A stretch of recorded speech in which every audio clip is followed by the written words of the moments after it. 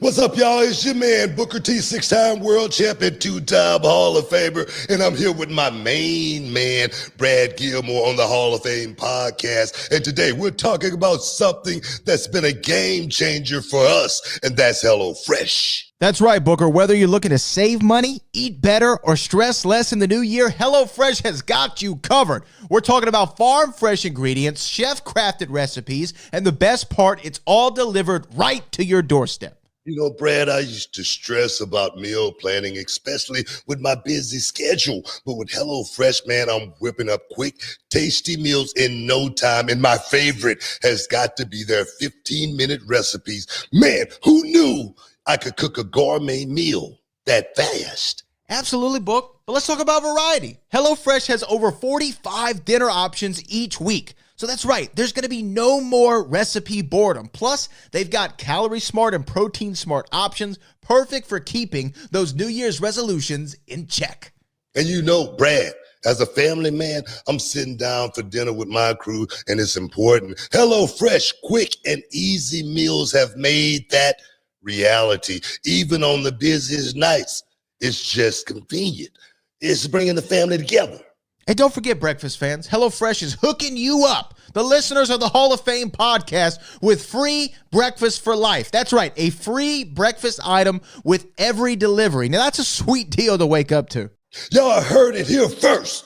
Go to HelloFresh.com/BookerFree and use the code, man, BookerFree, to get your free breakfast for life. Remember, one breakfast item per box while your subscription is active. Oh yeah, man. That's HelloFresh.com/BookerFree with the code BookerFree. Don't miss out on America's #1 meal kit. Join us in making cooking fun, easy, and absolutely delicioso. It's HelloFresh. You got it. Oh yeah. Can you dig it, sucker? It's time to get your champagne wishes and caviar dreams. Welcome inside the Hall of Fame. Now, can you dig that? Can you dig it, sucker? All right, everyone, it's Booker T and Brad Gilmore here, and we've got something exciting for all you sports, comedy, music, and theater fans out there. We're talking about Game Time, the fastest, easiest way to get your hands on tickets to your favorite events. That's right, Book. We love all those spontaneous, unforgettable moments, and Game Time is here to make them happen. Whether it's a last-minute decision to see a game or a sudden urge to catch a live show, Game Time has got you covered, giving fans access to tickets even at the last minute in over 60 cities across the United States and Canada. And guys, this ain't about getting in. This is about getting the best seats in the house. With Game Time, you can see images of your seat before you buy it. So no surprises there, guys. You can score tickets swiftly. Skip the line, guys. Just dive straight into the moment. Absolutely. And listen to this. Game Time guarantees the best prices. Find tickets in the same section in row for less elsewhere. Game Time will give you a credit of 110% of the difference. So there's no reason to wait, Book. So whether it's the thrill of the game, the laughter of the comedy, the rhythm of the music, or the drama of the theater, guys, don't let the opportunity skip by. Choose Game Time. Grab your tickets and just enjoy the moment. Live should be spontaneous, Book. So guys, don't miss out. Check out Game Time now on their app or at gametime.co. That's gametime.co. Take the guesswork out of buying tickets with Game Time. Just download the Game Time app, create an account, and use the code BOOKER for $20 off your first purchase. Terms apply. Lowest price. Gee, guarantee. Oh, yes. And we've got a special deal for our listeners. Try Blue Chew absolutely free when you use promo code BOOKER at your checkout. Just pay $5 for shipping, man. That's BlueChew.com. Use promo code BOOKER to receive your first month absolutely free. Visit BlueChew.com for more details and important safety information. And, you know, we want to thank Blue Chew for sponsoring the Hall of Fame podcast. Chew it and do it. Welcome inside the Hall of Fame. I'm Booker T, six-time world champ, along with my man Brad Gilmore here. inside the Hall of Fame with the 5 minutes of fame. Very, very special guest, the winner of the breakout tournament. Ladies and gentlemen, give it up for Lola Vice.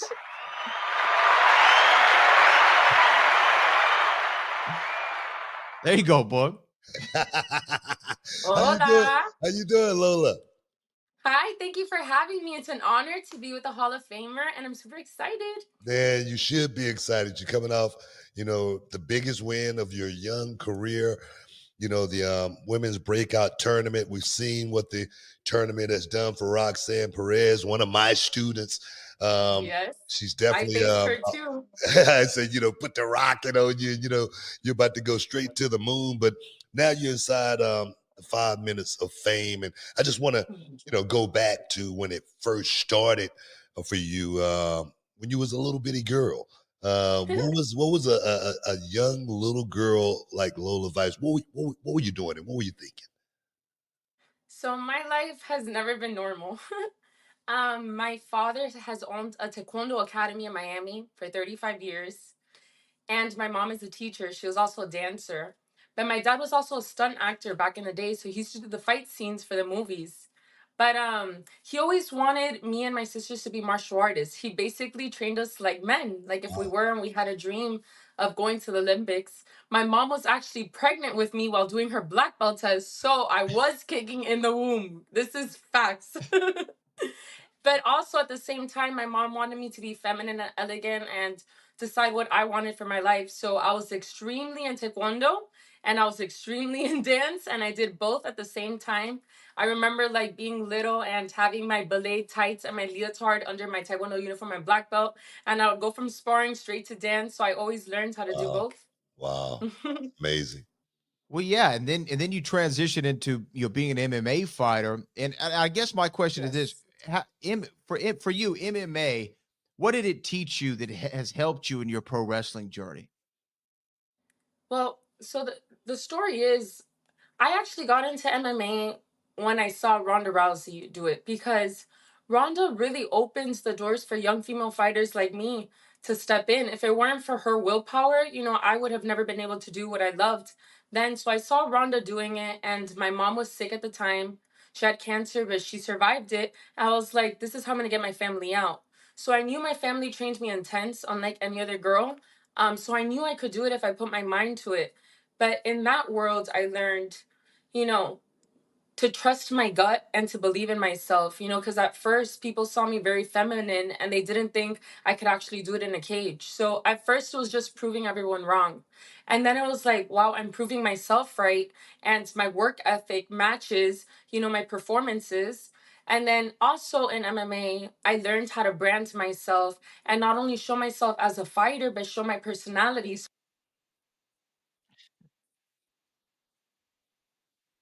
and what I've been doing my whole life.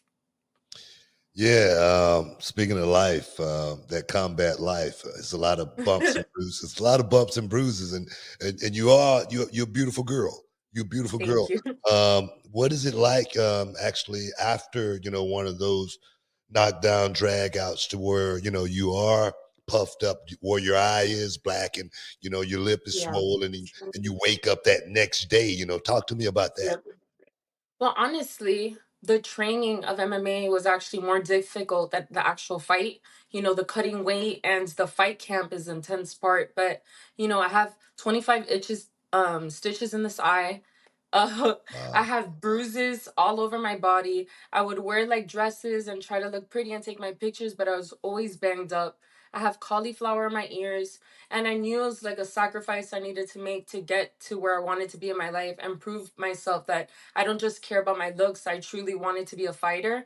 But now I could truly be myself and like be my feminine self because MMA was very gory. And I think a lot of people want to say they're fighters, but they've never actually experienced what that is going through eating disorders, going through fight camps, losing 25 pounds in 3 weeks to make a weight, wearing those plastic bags, almost passing out in saunas constantly. I've been doing this since I was 11, 12 years old. And I think all of that made me very strong to endure this world that I started with the WWE. Wow. Awesome. Man, wow. Well, but making the transition into WWE, obviously now you're the breakout star in I NXT, and am. and, and the name is Lola Vice, which I think is a great. Booker has always told me since I've known him, you got to have a championship name. If you're gonna be somebody, you got to have a championship name. Lola Vice is already established as a championship name. You like What is it? the origins of the name itself? Where did that idea come from for Lola Vice? So Lola, actually, my sister and I, since we were little, we had an inside joke. Like our Cuban nail lady, her name was Lola, and we would always like, "Oh, I'm Lola," and "You're Nina," and we would play around like that. And when it came to the time to like decide my name, I was like, I like Lola because it's Hispanic but easy for everyone to pronounce, and I feel like it goes with me. And then Vice was because inspired by the Miami Vice series back in the 80s. I'm born and raised in Miami. I come from a family of Cuban immigrants, and I just the Miami Vice colors and the Vice is just who I am at a heart. And I know that if I could really relate to something, I could translate that in the ring, and it works for me. And I love my name now. I actually prefer it more than Valerie. Awesome. I listen to in the air tonight, and that's when I was first was looking at Miami Vice back in the day, and I remember Crockett saying the Tubbs, this is Miami, pal. Well, you got to know the play. You got to know the players. You got to have a program down here. Yes. Another amateur. Yes. I That's actually get a lot of still inspiration for another that quotes for from my that movie, promos. man. It's so freaking stupid, right? You know, you're all players, Sonny. You're all players, Sonny. I used to love My it. Man. dad loves to say that. Oh man, I remember talking to you one day at the PC, and it was after I spoke about you on the Hall of Fame, and I was talking about how Lola Vice seemed to be like picking this up like crazy. It seemed like she's well advanced, more so than just jumping into the business. It seemed like the intangibles of getting in the ring, and I remember you telling me, I'm going to be the best at this. You know what I mean? it- you know, where did that come from, and what is it going to take for you to be the best in the WWE? And I'm not just talking about at NXT. I'm talking about the main roster. I'm Yes. talking about WrestleMania moments. What is it Mhm. going to take for Lola Vice to get to that point? Well, I speak that way because number one, I know my work ethic matches my words. And I think a lot of people say I'm going to be the best, but they don't put in the work. And I do that. So I know every time I step in that ring, I'm confident because I'm extremely prepared more than anyone else. But I think a big part of this business is being reliable, being able to perform at all times, being able to adapt. And I think everything that my life has thrown at me, I've been able to overcome it. I actually perform better under pressure, under the big lights, in MMA, my first professional debut, and people don't understand this. I was 20 years old. My professional debut was in the Mohegan Sun Arena, pay per view, no shin guards for the first time in my life, first round knockout. My second fight in MMA was in the Madison Square Garden. So this is something that I know that if I put in the work, as soon as I get there, I'm gonna perform. And here in the WWE is no different. Every time I go in there, I give it 100%. My work ethic, I'm there every single day. I still haven't taken a day off. I haven't taken a vacation. I'm completely committed to this, and I am going to be the best female sports entertainer in the history of the WWE. Boom! We were just talking about John Cena and all of those qualities that you just mentioned. John Cena, he had all of those qualities, and the one more so I than love John Cena. me too. The one more so than most, that they got to be able to trust you to be able to get all of that done, and I really feel like you got all the ability to But I actually. do have to earn that though, and I do understand that. Like I'm earning that trust, but I'm willing to do that every single time I'm given an opportunity. Well, that's what it's all about. Taking those opportunities, and no matter what that opportunity is, go out there and make it the best. I always said, like my brother told me, no matter what the job is, you do the job to the best of your ability to whatever's next comes along, and that's what I Mhm. really, really see with Lola Vice. I'm gonna tell you right now, you definitely about to get the rocket put on you after winning that tournament. You're about to go straight to the moon. I Thank you. always talk about the Thank nebula, you. baby, all the way out there in the stratosphere, man. And you do I loved bring. your tag team, by the way, Harlem Heat. Hey man, we was like Lola Vice. We used to bring that hot Cholula green and put it Uh-huh. on The a regular. spiciness. Yeah, that spice, man, and put it on a regular basis. But imparting, what do you want to leave the fans with? What do you want to tell the fans about Lola Vice before we let you get up out of the Hall of Fame? Well, Lola Vice, has been through a lot in her life, but she never backs down. She doesn't fear anyone. She always has a lot of passion, and not only am I representing myself, but I'm representing a whole culture of young Latinas like me that I've opened. I'm actually the first Cuban American woman in history to sign here.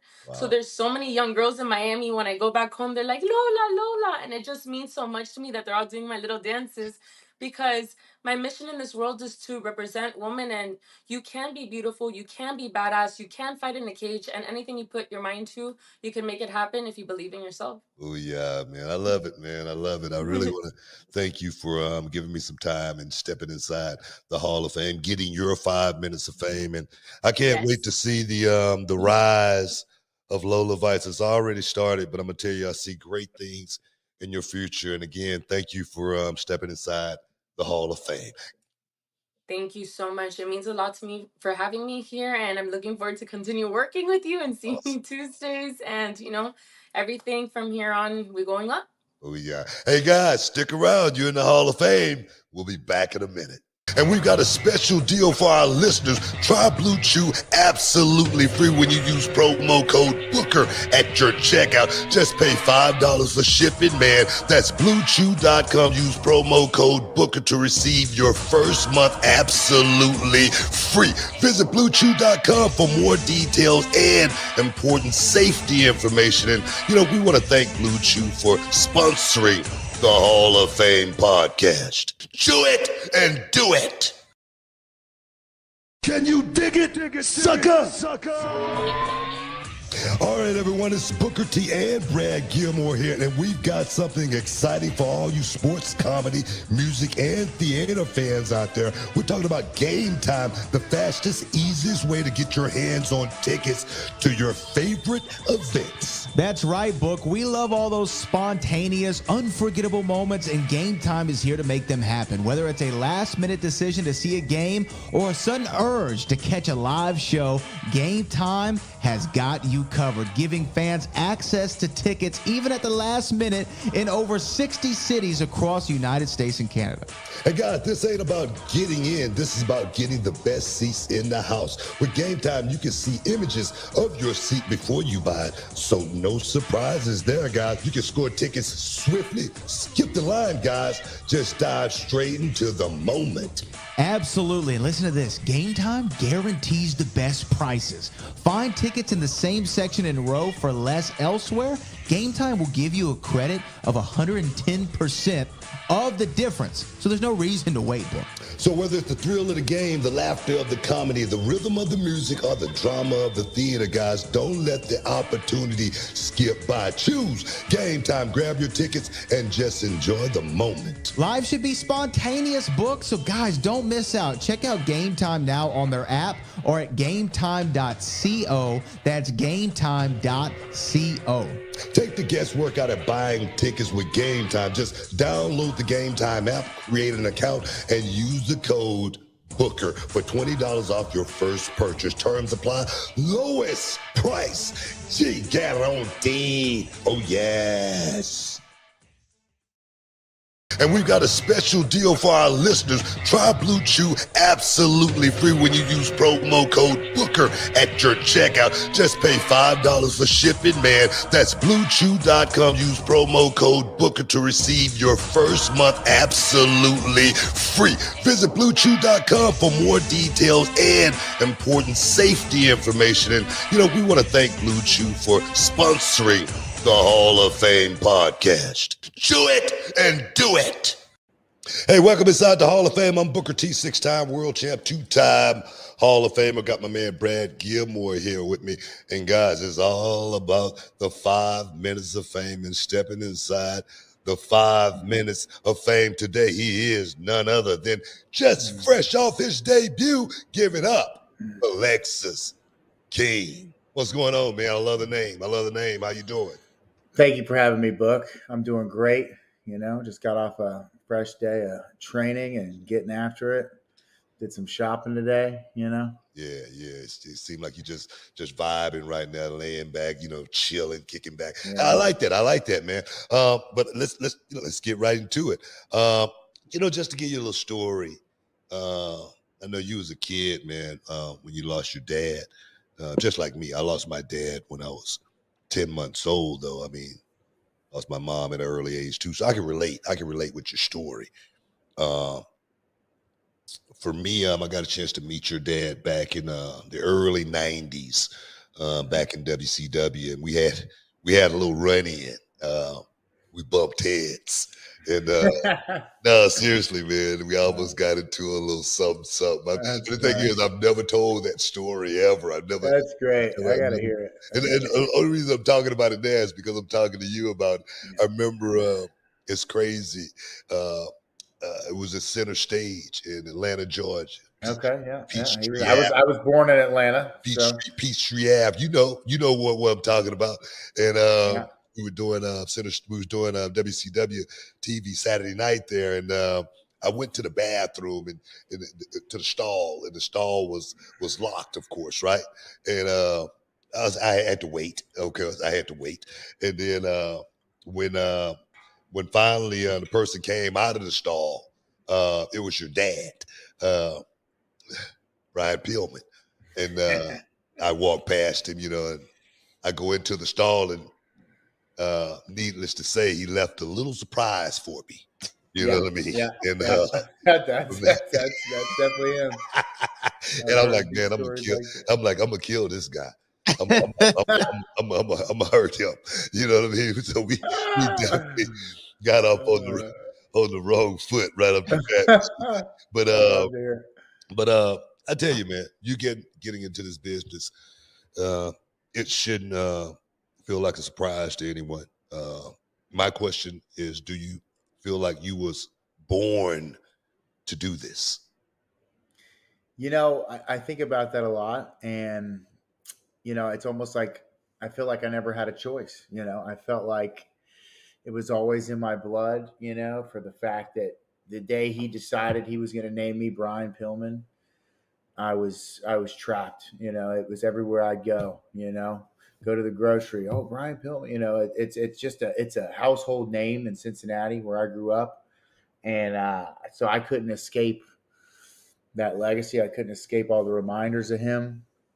And to be fair, he didn't exactly leave me a choice. He left me on this earth without anything. I didn't grow up with all the wealth and all the accolades that he that gained throughout his life. So I had to scratch and claw and find my way through it. I couldn't just go to school and just I did go to school and I did do all those things, but I needed more. He made it so I needed to reclaim all that. You know what I mean? I've never been content with just being average because I know what the Pillman name used to have, and instead of building on this wealth of his, I didn't inherit any of that. I didn't inherit anything. So now I have to go back out there and reclaim it all.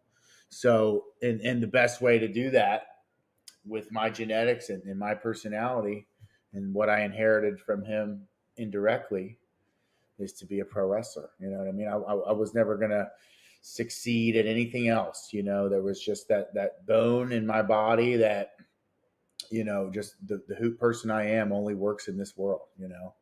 I tried to be normal. I got my degree. I did the normal guy job, 9 to 5. And I've just always been a creative, eccentric person.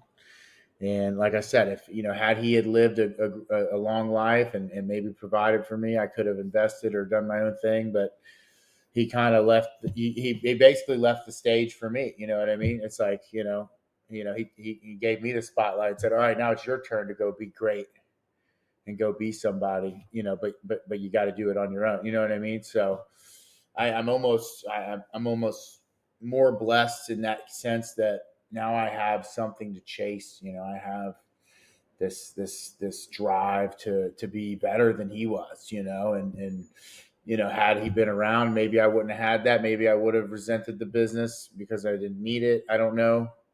It's hard to say. Every second generation wrestler goes through their own trials and tribulations with this business and how it affects them mentally and their development outside of this world. But I didn't have a choice. I didn't have any insurance plan or any backup plan. It was like, here you go, kid. Here you got a name. That's all he gave me. Gave me a name and a legacy. Hey, you know what? That's a start. That's a start. My name's Booker T, Sure. and I'm a junior. I lost my dad when I was young, like I say, 10 months old, and the only thing I had was a photo of my dad to look at, to draw strength from. You know what I mean? I never had the stories like you have, with your dad, but I had that one photo that I looked at for strength all the time. But go ahead, Brad. I just want to get that in there. No, I mean, incredible answer to that question, Alexis. And the thing for me is, growing up a wrestling fan, I would always look forward to the vignettes of the guys, right? If I go back to Razor Ramon and all his vignettes leading up to the debut, or even you and I aren't too far away in age, Carlito and Chris Masters, I remember those very vividly, and I was excited to see them finally debut. Your vignettes coming into NXT were so awesome, and they were different than any vignette I can remember seeing in the last several years. Where did the idea of that come from? Was that something that you wanted to do, or did they approach you with that idea? All I could say is it was 100% real. I felt that way for a very long time. It was just a shot in the dark. It was just pure chance that the creative happened to be right on board with that. I came into WWE. I told him my story. I told him my real story, and that I don't have a gimmick. This isn't a character. This is real life. Wrestling has had a real impact on my life, and I said, this is what I need to do. I wanted this. I wanted to become my own man. You know what I mean? It's impossible to be better than, the second coming is never better than the original. You know what I mean? And I was never going to be a better Brian Pillman, and I knew that, and I knew that I needed to more or less disparage his name and create my own, not that I don't have any hatred towards my father. But it would have just been an uphill battle to try to be Brian Pillman 2 or Brian Pillman Jr. I've gone 30 years of my entire life with someone else's name, his name. And to come here and to have this company give me the opportunity to create my own name. I mean, it was a dream come true, and it all just fell together. They didn't even, they gave me a few things to say, but there wasn't even really a script involved. They said, tell us your story. And I went on that camera, and everything I said was true and 100% from the heart. And that's how I feel. I didn't know him. You know what I mean? Everybody loved him. I don't hate him. He was a great, great man. I inherited a lot of positive traits from him.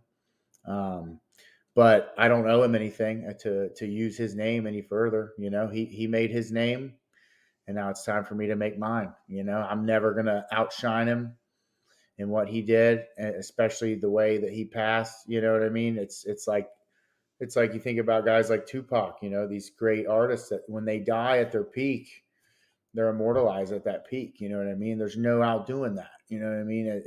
They're revered, and he was revered for what he did. And I felt like it's sooner or later, I thought about starting out that way. I thought about starting my career as a new person. My first indie match, I was Alex King. It was like straight up, like almost the exact same name. Yeah. So to come in here and be given the creative go, like you pick your name, you know what I mean? Like they didn't even go back and forth with me. They said, we want you to be you. I said, look, this was my older sister's first name. I actually knew her. She would pick me up, take me to freaking Dairy Queen. She was an indie wrestler too and a performer. She was a dancer. And then my little sister Skylar, who I went through all the trouble and all the hard times with. She eventually got adopted by her grandma. So to come in with a real raw story that I don't have to fake it. I don't have to read from a script. This is who I am. And no one else has that on me. This business has had a severe, if you watch Dark Side of the Ring, this business has had a severe impact on my life. And despite all that, I'm stronger than ever. And I got here because of this business, because of the great impact that it has had. So while it might have put me, back a few steps in my childhood, here I am now thriving, traveling the world. And I finally made it here to the biggest stage of them all.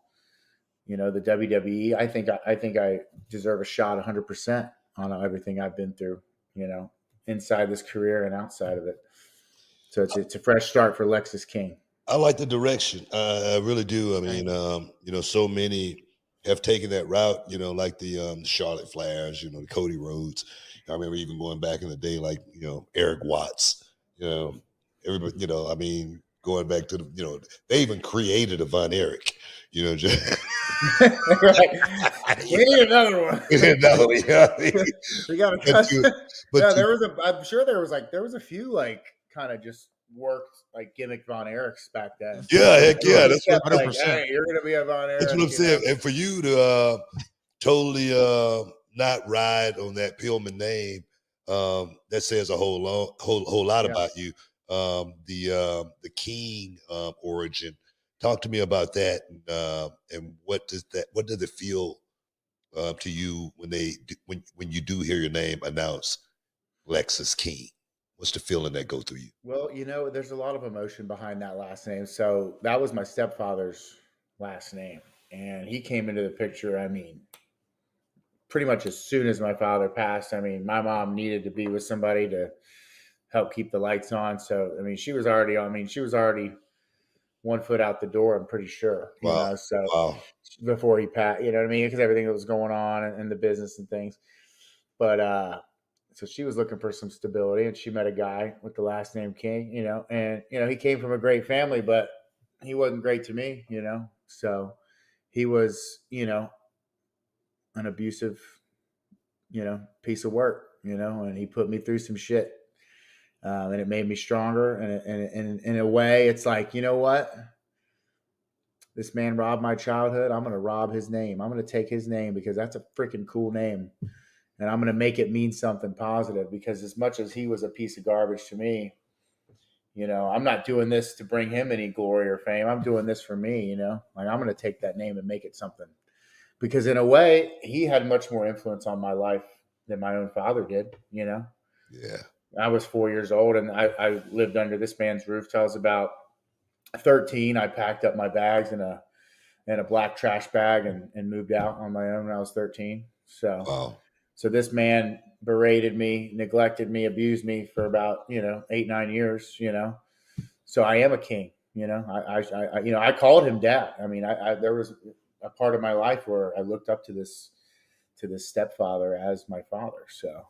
Wow. He never officially, adopted me and gave me his name, but I have every right to use that name because, that what I went through made me who I am today. So I'm more a king than I am a Pillman, if we're quite honest. That's powerful. As much negativity and stuff that name carries in my life,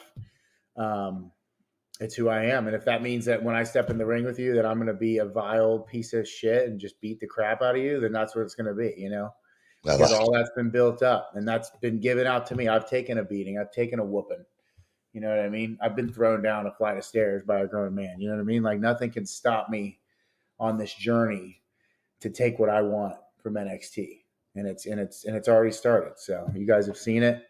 I made my debut. I made a statement, and this is who I am. I'm Lexis King. So people better get used to the name. People want to talk crap about the name, but they're gonna be chanting it before long. So I love it. get used to it. Yeah. Hell of a motivating factor. Yeah. I'll tell you that, Brett.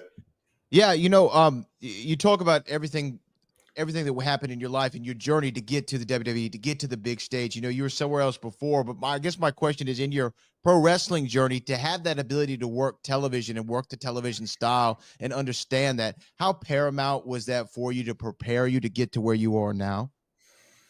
I think everything has prepared me to where I'm at now. I could have went down a really bad road. There was many intersections that I got to, not just in my childhood and my young adult life, but even in the wrestling world, there was some temptations and some paths I could have gone down. You know what I mean? I could have just been, another story, another headline, a guy that, went down the wrong road. But no, I think everything's prepared me to be here. I'm glad I waited till I was of age. I had an opportunity when I was about 23, 24 to come here and train, and it just didn't feel right. It felt too soon. It felt, they always say, you should despise a free lunch, and I felt like getting a shot that soon while I was still green. I didn't really appreciate or respect the business enough to be here. I was still resentful towards it, and I just wanted to get out there and do some indies and see if eventually it would click. And I did. I fell in love with it, and it clicked, and I traveled, and I got on with MLW. My trainer, Lance Storm, recommended. He said, you got nothing to lose to go with this small sort of TV production. Got experience doing TV style stuff with them. It was great, Got in with the Davey Boy Jr., so I got a little connection with the Hart family. That was really cool to get me started. And then did some stuff with OVW, which we know is like the original developmental, Randy and Cena and those guys, they came from OVW. So that was a good little session of TV reps. And then ultimately AEW was my biggest shot before here. Got to work with some great guys, Danielson, Moxley. We had Jerry Lynn backstage, just a lot of great people, Billy Gunn. So a lot of these guys that have, built the past 20, 30 years of pro wrestling have kind of helped me along the way. So I'm definitely not on my own in that. My father definitely left a few angels behind to sort of guide me in the right direction. But I think now at the maturity level I'm at now, all those mistakes are in the past. Corbin Dallas. I don't have to rely on that Pillman name anymore. I'm here. I'm ready to be here, and I'm ready to be Lexis King. Brad, have you learned after all this time to put your phone on mute? I mean, come on. How many times we got to talk about this? That's called a receipt. I It's a receipt. What's funny? It's like most people I know these days, they just always no one likes to hear a ringtone. I don't want to hear it. I'll check my phone and see I have a missed call and call that person back. But I don't. My phone's always on silent from dusk till dawn. Yeah, that's what never Book just gave me. Yeah, it was a receipt. I always have mine home during the show, and it goes off. But one time, yeah, you mentioned the name there. A big shout out to Lance Storm. I had a little run in with Lance Storm back in WCW when he won all the titles, and then he had to face the world heavyweight champion, which was I at that time. I beat the hell out of him. Lance was great. Lance really got me ready. He told a lot of stories and talked about the respect and the politics of the business. He spent a lot of time talking to us about the manners of it all and just how to get by and how to not get buried and all that. One of my biggest rules, for the young guys, Brad he's heard me say it many, many times. You got to know how to make it in the locker room before you have a chance at making it in the ring. And it's just it's a protocol. It's not kissing ass or anything like that, because that's something that I've never did once. But knowing how to work my way through the system has definitely been beneficial for me. I remember when I was coming up, young like yourself, and one of the guys came up to me and said, "Book, you're going to be the world heavyweight champion one day." And I go, "Man, get out of here, man. That's not going to happen. I just want to be the best worker."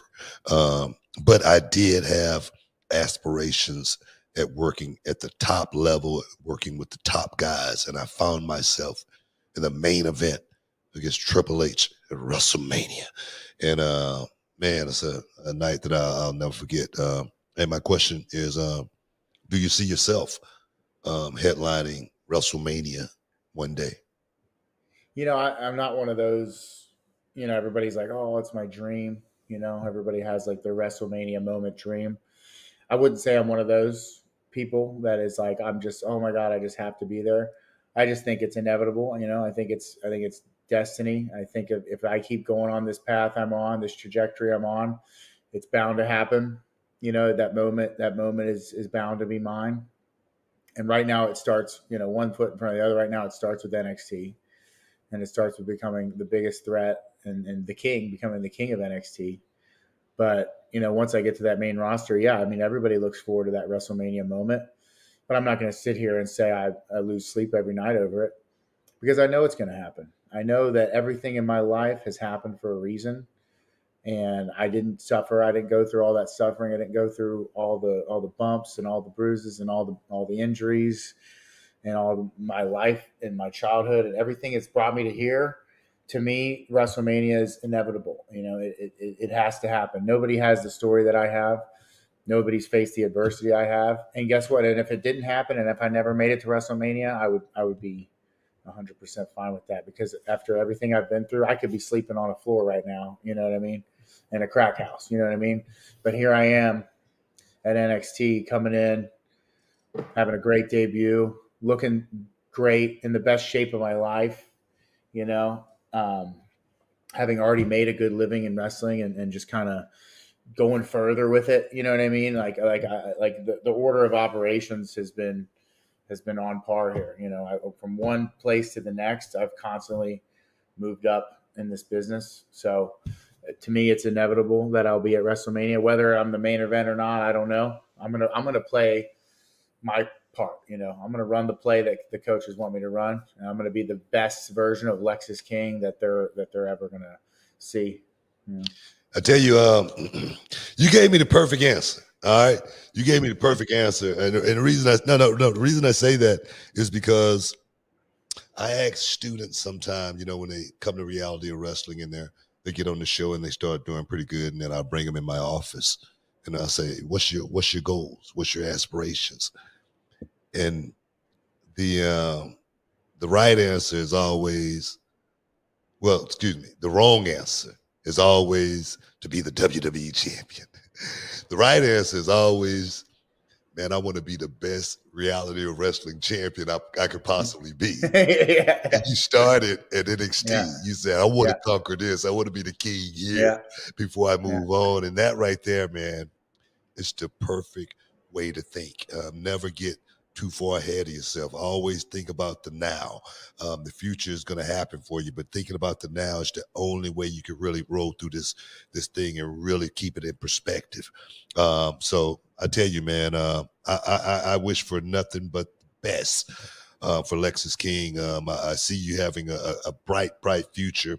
The fans might need to order their sunglasses now. You know what I mean? Because I think the rocket is going to be put on you. You're going to go straight to the moon just because I feel like you're grounded. I feel like you have the right idea of what this thing's all about, as well as if you ever need anything from me, I'm just a phone call away, and I'm always going to be here to help you. Any parting words for your fans?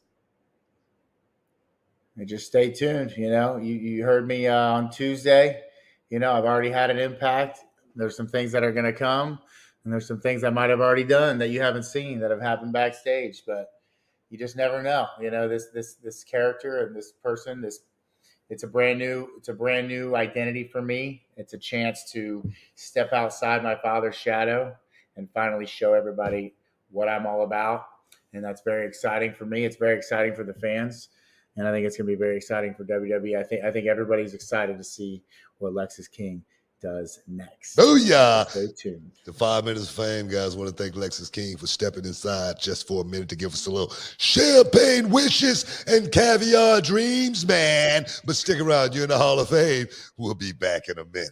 And we've got a special deal for our listeners. Try Blue Chew absolutely free when you use promo code Booker at your checkout. Just pay $5 for shipping, man. That's BlueChew.com. Use promo code Booker to receive your first month absolutely free. Visit BlueChew.com for more details and important safety information. And, we want to thank Blue Chew for sponsoring the Hall of Fame podcast. Chew it and do it.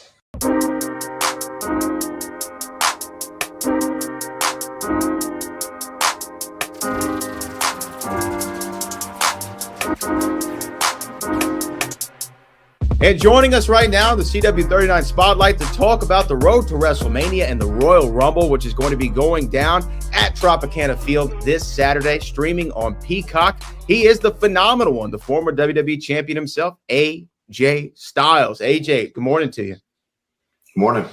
Hey, you know what? This show, the Royal Rumble, is my favorite event on the WWE calendar year. It's a significant event for you as well, is where you made your debut a few years ago, or 8 years ago, I guess now, but you're going to be main eventing Fatal 4-Way for the Universal Championship. It's going down you, LA Knight, Randy Orton, and the head of the table, Roman Reigns. You know, what are your feelings going into this match? Well, I listened. I think we got to count the first year that I was in WWE, so I believe that makes it 9. Am I right on that? 2016, whatever it was. I'm not good at math. That's why I do this. It doesn't matter because it's not important. What is important is the WWE Championship, and you know, I want it back. I haven't had it in a while. It's time for Roman Reigns to let loose of the championship and let someone like AJ Styles grab it and run with it. So. But it's just not. It's going to be a hard fought battle because you got two other guys that want it just as bad as I do with Randy Orton and LA Knight. So we'll see what happens. You know, Randy came back a couple of months ago in November at the Survivor Series. You came back shortly thereafter after a little hiatus. Both of y'all in the best shape, perhaps ever. You know, if you look at the fans, commentary on everything, including what my eyes see, you're in great shape. What was the change that you did in that little hiatus you had? Well, I mean, it was one of those things where I just needed to focus on myself and took responsibility with watching my diet, doing a cold plunge, which has changed my life, and also getting in the sauna, all that stuff. So I have to dedicate 2 hours of, to work out to my schedule every day. So it's little things like that. If you want to be better, you got to do better things for your body. And that's what I'm trying to do. And listen, I really believe it was perfect pictures that you saw taken at the perfect time. I don't think I grew that much or lost that much weight. It was just a great picture.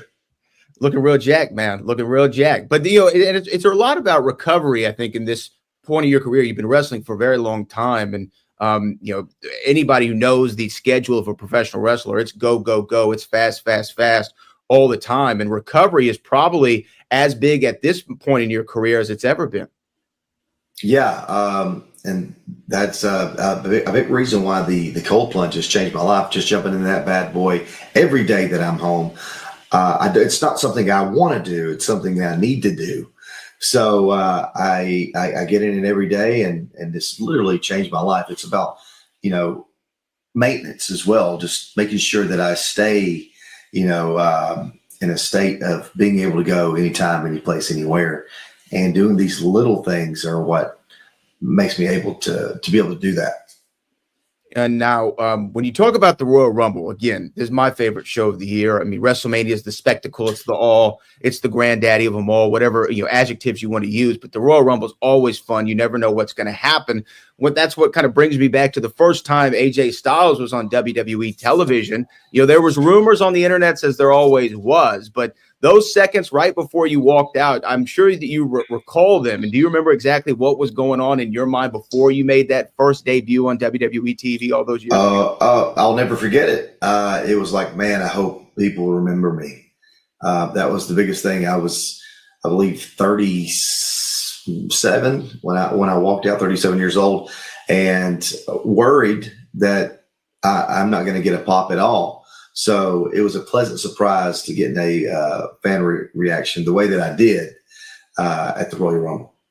Was the Rumble one of those matches that, I mean, even in your time outside of WWE or when you've been in it here for the last several years that you have been, is it a match that you kind of look forward to because, you don't know who you could potentially be mixing it up with? I mean, last year, I know Booker T made his, return after several years at the San Antonio Alamo Dome. Is that kind of one of the majesties of the Royal Rumble? Well, that's the fun thing about the Royal Rumble is you actually don't know who's going to show up. Rumors are rumors until they show up, right? And we do know a couple of guys that are going to be in there, which is exciting, but we don't know what's going to happen, and we don't know who's going to be in there with those guys. So that always makes it fun. Now, I recall being at a Royal Rumble at the Alamo Dome a few years back when you and John Cena mixed it up for the WWE Championship. And I remember watching that in the crowd thinking it was only January, but we already have a match of the year candidate.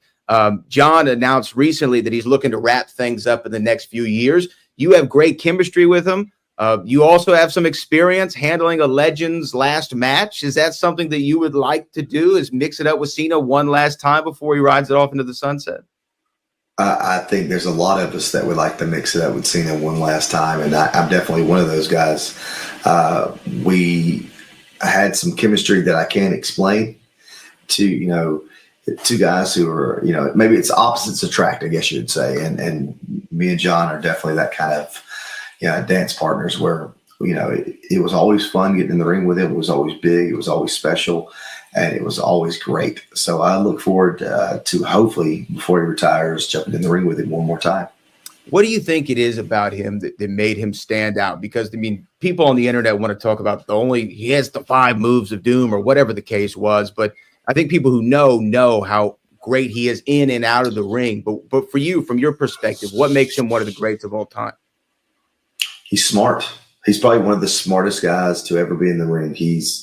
I don't know what his IQ is, but I would venture to say it's very close to being a genius. He's just smart, quick-witted, and knows how to get things done, listens to the crowd. He's one of the best I've ever been in the ring with. And I'm not saying that he's one of the best wrestlers, but he knows how to entertain a crowd better than anyone I've ever been with. So there's a lot of great things about John, but to me, that's what sticks out the most is his ability to adjust and perform as the crowd sees what they need. You got to hear them and listen to them, and he does that better than anybody. Before you came into the WWE, you were regarded as one of the great wrestlers in the world, and you continue to hold that title to this day. But what are the things that you learned coming into the WWE that you didn't have in your arsenal before? I ask you that because when I talk to Booker T all the time, when we do our show together, he always mentions, I was a great professional wrestler in WCW. When I came to WWE, I became a great sports entertainer. What are the differences that perhaps you picked up on when you came into the WWE? I've always heard, if you think you're going too fast, slow down. And, if you think you're going, if you think you're going too slow down, right? And that's the biggest thing is slow down, literally from the entrance to the wrestling and letting fans digest what you're doing. It's taking it all in so that you can be a better performer. Again, it's listening to the crowd and knowing what that need at that particular time. Well, that will make you a great entertainer. You can be a great wrestler, like Booker said, but until you're a great entertainer, you don't really hit that peak that you want. So I guess that's one of the biggest things, that is just slow down, take it all in, and give the fans what they want. And you're going to give the fans what they want, I'm sure, this Saturday at the Royal Rumble Fatal 4-Way undisputed WWE Universal Championship. You talked about Roman Reigns. Randy Orton's career is for himself. LA Knight is somebody who's really come around in the last year, even though he's been doing it for a long time. For you, what do you think the appeal is of a LA Knight? Do you think it was right place, right time for him to really have the crowd get behind him? I think that it definitely is the right place at the right time, saying the right thing that they can go along with. And yeah, is such a simple thing to come up with that he does perfectly and gets people going with him. I mean, it's time. It was time. He's worked hard his whole career, and why not make this one his biggest and best? And perseverance, I think, with LA Knight, it's really showed here, because it took him a while, and I know exactly how that feels to get where he wanted to be and do what he wants to do, and he's definitely doing it. We've talked about how you're widely regarded as one of the greatest of all time, in the ring. And it's not just something that the fans say, it's something that your peers share as well. Stone Cold Steve Austin said you're the best wrestler on 2 feet. The Undertaker said you're probably the best in the business. And Paul Heyman said he is everything that Shawn Michaels, Bret Hart, and Ric Flair to their generation, but he's updated it. How does it feel to hear that kind of praise from legends in this industry? Oh, wow. It makes you feel like all this work, all these years that you've put into the business has paid off. For someone to respect and say those things that, you've done and who you are, it means a lot. It really does, because that's who you're really trying to impress. That's the guys that I would love for them to say something, and they have. So I feel like I've accomplished something. Like, it's never going to be good enough for me, but the fact that they had those kind of words to say, it takes the cake. Now, again, we're on the road to WrestleMania. It's a show that you've gotten to perform on several times, getting to wrestle at several times with top names, including The Undertaker. Do you ever sit back and go, wow, I can't believe that I had The Undertaker's last match and it was at WrestleMania? Is that something you still think about? Every now and then, because we're friends to this day, but every now and then I go, wow, as I look back, that was a really cool moment that we had. And I was able to have his last match. Nobody else can say that, just me. So that's a big deal.